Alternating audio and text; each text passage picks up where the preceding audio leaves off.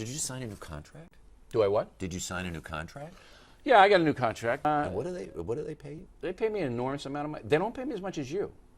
See, you get overtime. And I say, I don't get that. See, Smith is on in the morning, and then he goes to lunch. He gets paid to do that. He interviews me here, and on Sunday morning. So you make a lot more money than I do. But Is it 10 million? Is it 10 million? That's not even close. Higher or lower? I mean, I don't know, because I handed over to Swifty, my accountant. But Swifty assures me that what the press wrote, 10 million, it's not even close. All right, the thing you should know is that I give more than $1 million of charity every year. Right. Okay? I don't care about money. This suit is free. I would never buy this suit. They give it to me. Yeah. Kind of like Sarah Palin. They give me my clothes. All right? I don't care about money. I don't buy ashtrays in Cape Cod. I don't do that stuff. Right. And what this has afforded me to do is protect myself and my family, to hire my friends. My website is run by a guy I went to first grade with. There's pictures in the book. And to give money to charities, primarily children's charities and Habitat for Humanity, things like that. Yeah. So this is a good thing for me, and that's why I signed up for another stint. I would have preferred to retire and teach in some school. I used to be a high school teacher, as I write about. But I figured, we're doing some good here, so we'll continue. What do you think of Keith Olbermann? I ignore all of those gutter snipes because they're just in it to hurt people. Whether it's some guy on MSNBC or talk radio or wherever, why would I engage that? They don't do anybody any good. It's obvious what they're up to. So I just they're there. It's America, and that's it. I think it bugs you a little bit. Nah, what the meanness of the discourse in general bothers me. Okay. Now some people say, well, you were mean to Barney Frank, and you were mean to this one or that one. Sometimes I go overboard, okay? But that's not my theme. They're in business to do that. Gutter snipes, shock jocks, they can make a living tearing people up. You want to do that? You want to watch that? That's on you. I have nothing to do with it. Do you want people to take you seriously? I don't care. I don't want them to watch the show, listen to the radio show, read the book. Whether they take me seriously, that really doesn't matter to me. Honestly? Yeah, why would I care about that? I mean, why? When I walked out on the streets of Levittown to play when I was a kid, did I care if they took me seriously? No.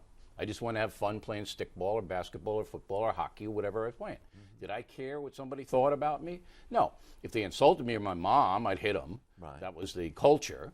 But I never had that approval deal. I just don't have the gene. Which I think is significant. I couldn't do what I do. Right. Blovier, give my opinion in the way I do it, the provocative, charming way, and care what people thought. Right. It's not that I don't care. It's just that it doesn't affect what I do. Now, if somebody likes me, that is good. Right. If somebody doesn't like me, I become curious. And I say, well, what don't you like? Because I'm interested to know. Yeah. If somebody hates me, I think it's their neurosis. Right. Because I'm just a TV guy. Can you define bloviation for me? Well, I've brought the word back. I'm proud of that. I brought a number of words back, and that's one. In the dictionary, bloviate is a pejorative. It's a bad thing. It's just like you're speaking about nothing, and you don't know what you're talking about. The way I use it is, you're straightforward. You're no spin. You just put it on out there. So It's a good word in O'Reillyville.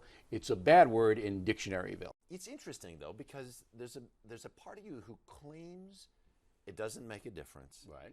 There's another part of me that just wonders somewhere inside there, because you went through local news channels like I did. You worked at all the networks.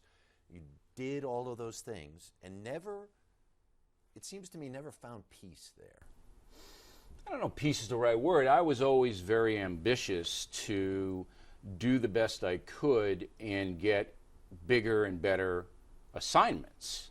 The one story that's interesting, and I write about this, and Peter Jennings, I was working for ABC, and I walked in one day. I said, "Look, Peter, I'm going to take another job." And he goes, he liked me for some reason. I don't know why.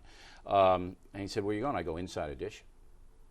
And he went, "Wait, out of your mind? You're a correspondent for ABC. You've been on World News 100 times." He wanted you to go to London at one point. He wanted me to send me to London where he was. And I said, they have in my contract, I can cover any story in the world, anytime I want, of my choosing. Right. What journalist has that? And then he said, Okay, and that's what I did for 6 years. I roamed the world. I was at the Berlin Wall, in Vietnam, child selling in Thailand, Africa, everywhere.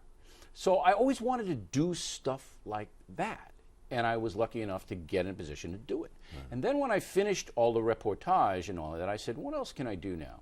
I know a lot, I've been a lot of places. Let's do commentary. Let's go to prime time, where they've never had this kind of stuff, and let's let them have it. Yeah. And there's the factor.